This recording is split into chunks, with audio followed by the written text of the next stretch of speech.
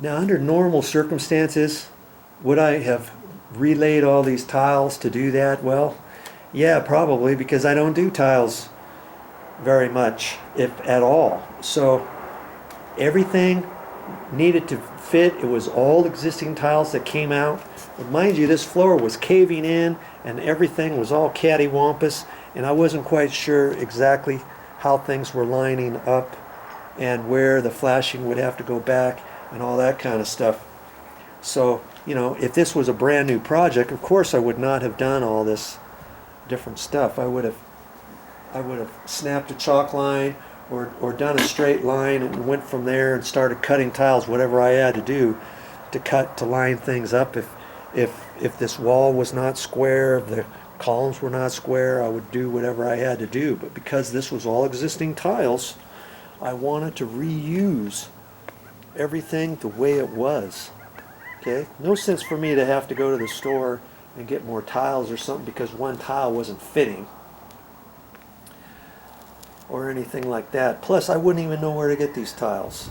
You know, sometimes you've got to try to save the stuff you're pulling out, and that's what I'm doing. Now here's the other reason. Remember, I had the two tiles here I marked with the pencil. I got that one, and see, that one's marked with the pencil too. The other reason why I did that is because this dye lot color on these pavers is slightly different than these out here.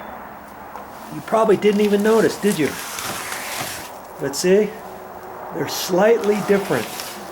And so when you start taking existing things out, you want to put them back, always have kind of a plan, because they had to order those tiles from somewhere else, or maybe they got them and it was a different palette, a different lot number, and the color is just ever so slightly off. Okay, so that was the other thing. And on these tiles, I just wedge them up.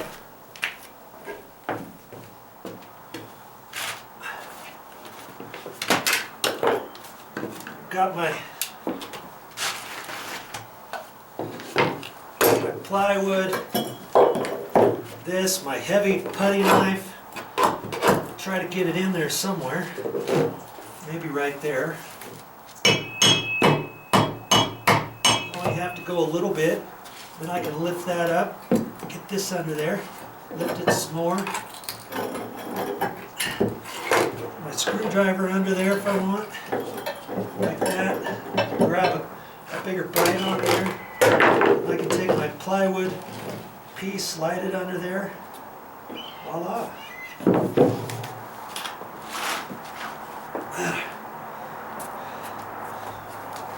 Lift that sucker up. Boy, at the end of the day, these feel that much heavier. There's no way I'm gonna try to lift these.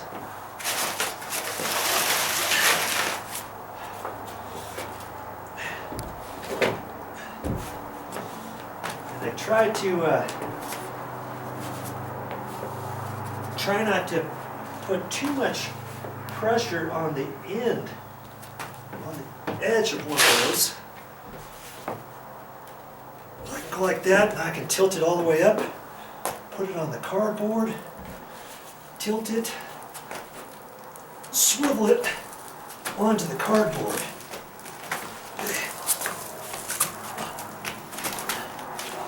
There.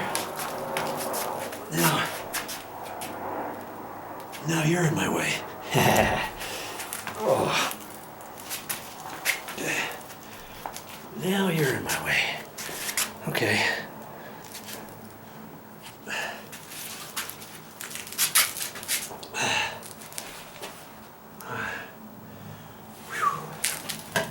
Now I can get it. If I had more cardboard, I'd put it on this too, but just be careful, you know.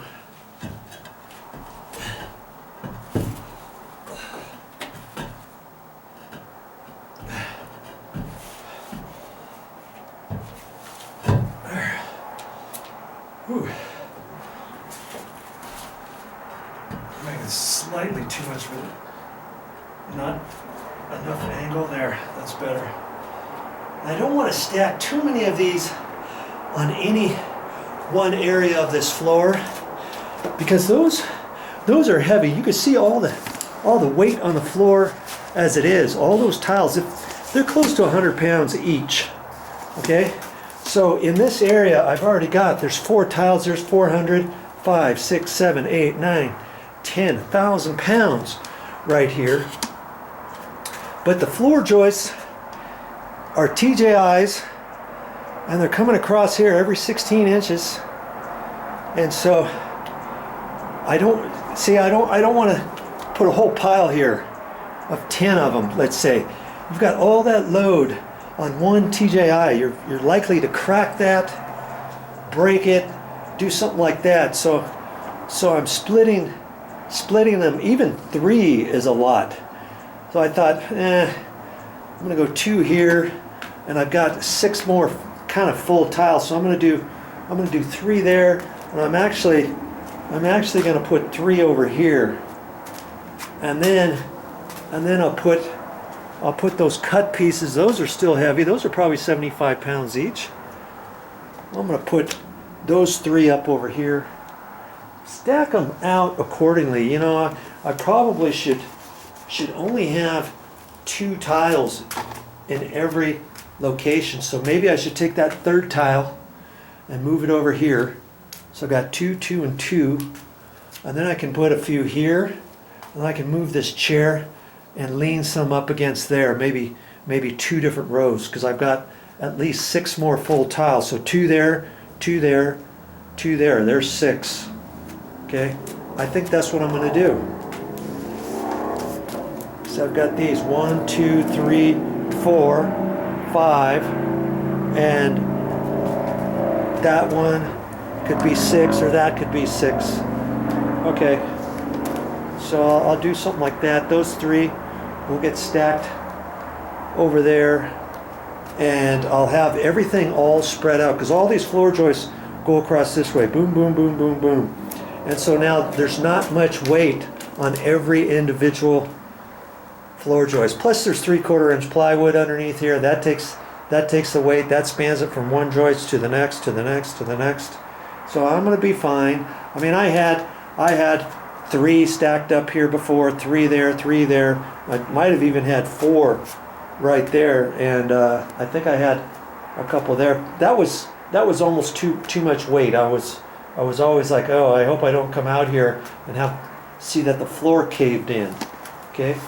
So think about stuff like that, especially when you're stacking heavy tiles like these pavers. Bam! Yeah, that took me a while. I stacked them up just like I was saying, 2, 2, and 2. There's some smaller ones, 3 there and stuff. And I've got 2 there. 2 back in there, 3 here. Okay? And I'm all ready for the next step. But that's going to have to come tomorrow. Well, that's all I got for this time. But I'll be back with more videos. And what am I going to talk about next time? Well, I've got to caulk in different areas. I'm hoping to get that flashing in. Seeing what we can do about certain areas in here, patching, and I might, and then I've got to do something here too. See, this existing flashing is short. See there? It's short by almost a ½ inch. And I'm going to fix that tomorrow too. I'll show you that. And what am I going to fix that with? Yes, my track, my metal track. I've got an idea what I'm going to do to fix that, and go ahead, and I put some liquid nails in there. There was a big gap there. I just spooged it on the stucco, and now I can build that up with some some Durham's rock hard wood putty, but I've got to fill this area in first.